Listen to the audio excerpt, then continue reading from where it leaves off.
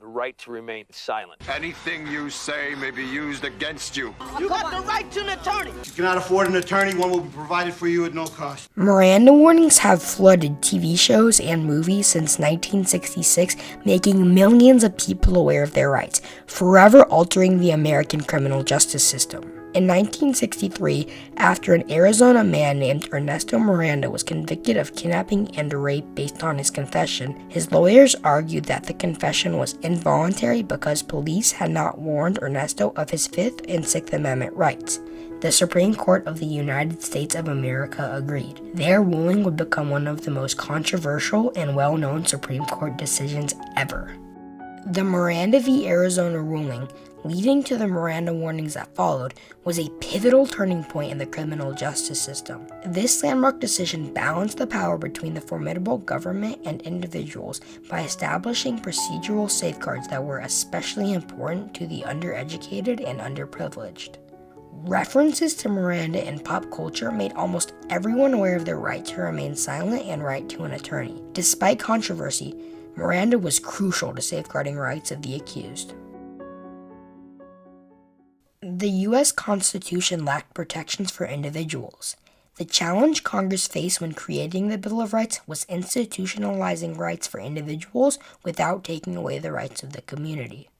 While the Declaration of Independence states that the role of government is to protect the rights of the people, it also states that there are times when people need protections against the government. In the case of criminal justice, without limits, law enforcement can unjustly accuse someone of a crime or beat a false confession out of them. The Bill of Rights aims to prevent such injustices.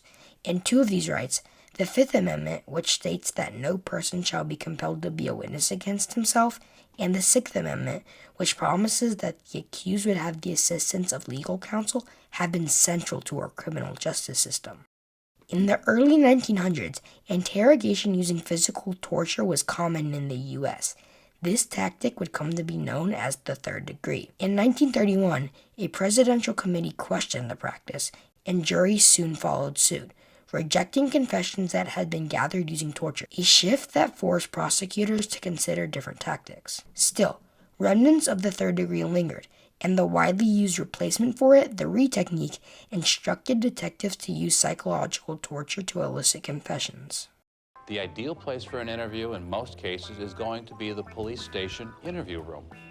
It has many advantages. Not only is it private, but you are in psychological control of the environment. This essentially gave police the home court advantage.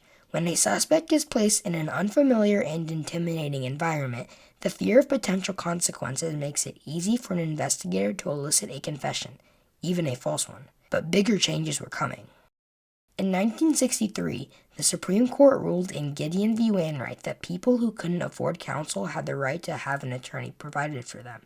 A year later, in Escobedo v. Illinois, the court added that individuals had the right to counsel during interrogations and trials. Based on the Sixth Amendment, both rulings were paramount stepping stones to Miranda, but investigators still held power over the accused, especially those who were undereducated or disadvantaged, such as Ernesto Arturo Miranda.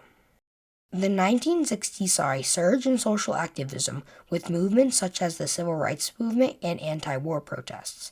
This period of heightened societal unrest fueled calls for reform across various areas, including the criminal justice system. The attack on police misconduct intensified with Supreme Court rulings such as Rochon v. California, which required police to give suspects their 14th Amendment due process rights. On March 9, 1941, Miranda was born into poverty. He lost his mother when he was 6. Ernesto's numerous arrests and convictions before the age of 18 included attempted assault and rape, burglary, and car theft. On March 3, 1963, Patricia Ann Ware was kidnapped and raped. Ernesto was brought to the police station and questioned. He denied everything. Not having much evidence, the police asked Ernesto if he would be willing to volunteer for a lineup. He agreed. Patricia wasn't able to identify Ernesto definitively, yet when the police returned to the interrogation room, they lied to Ernesto, telling him that Patricia had identified him without qualification. Under pressure from the police and unaware of his rights, he confessed. Ernesto had dropped out of school when he was 13 and was undereducated, as are many criminals. Because of Gideon v. Wainwright, Ernesto received a state-appointed attorney named Alvin Moore. Moore argued innocence by reason of insanity. The court doctor concluded that Ernesto had schizophrenia and possibly autism. But it was Ernesto's confession that made the difference.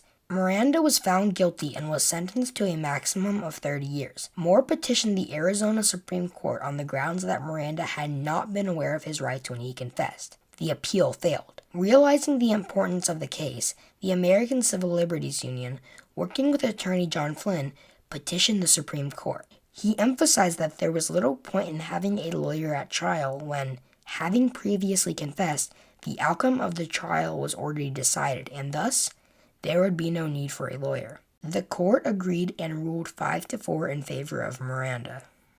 In a turning point in American jurisprudence, Chief Justice Earl Warren stated in the majority decision that an individual in custody must, prior to interrogation, be clearly informed that he has the right to remain silent and that anything he says will be used against him in court. He must be clearly informed that he has the right to consult with a lawyer and to have that lawyer with him during interrogation. And finally, that if he cannot afford one, a lawyer will be appointed to represent him. This ruling led to the now famous Miranda warnings. These warnings had the intent to level the playing field between the intimidating law enforcement and the accused. Not everyone welcomed the court's decision. Critics of the Miranda ruling claimed that it handcuffed the cops and made it possible for a killer, a rapist, or other criminal to return to the streets to repeat his crime whenever it pleases him. Immediately after, police officers overreacted to the Miranda ruling.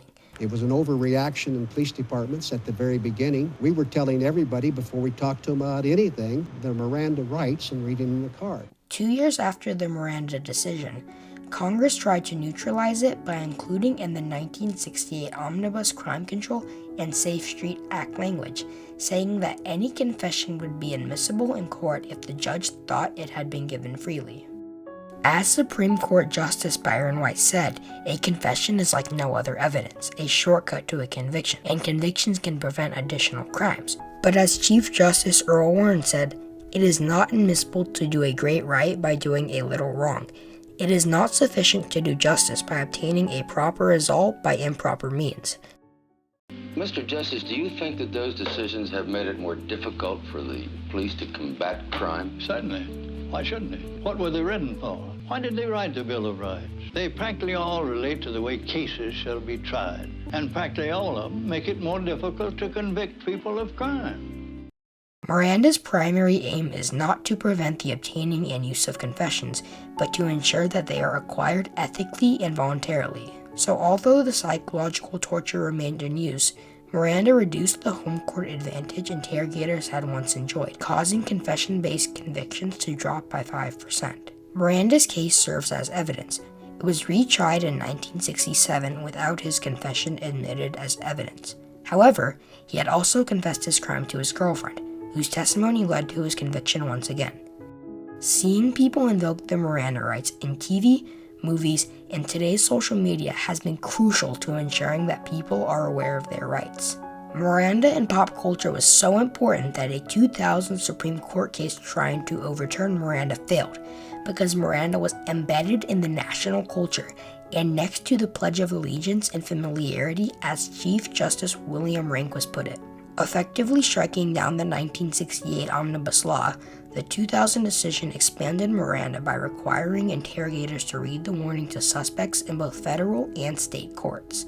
Some argue that TV fails to fully educate people about their rights, yet the key points such as remaining silent and requesting a lawyer are conveyed. Although the Miranda v. Arizona ruling remains controversial, America is substantially better than it was before. The warnings are a procedural safeguard for those who are mentally ill or poor as Ernesto was, and no matter what their race, education, or social class, Miranda made sure everyone was aware of their rights when accused of a crime, and through pop culture, made millions of more people aware of their rights. The Miranda ruling was a necessary turning point in ensuring the rights of the accused. In 1972, Ernesto Miranda was stabbed to death in a bar fight. The suspected killer was read his Miranda rights.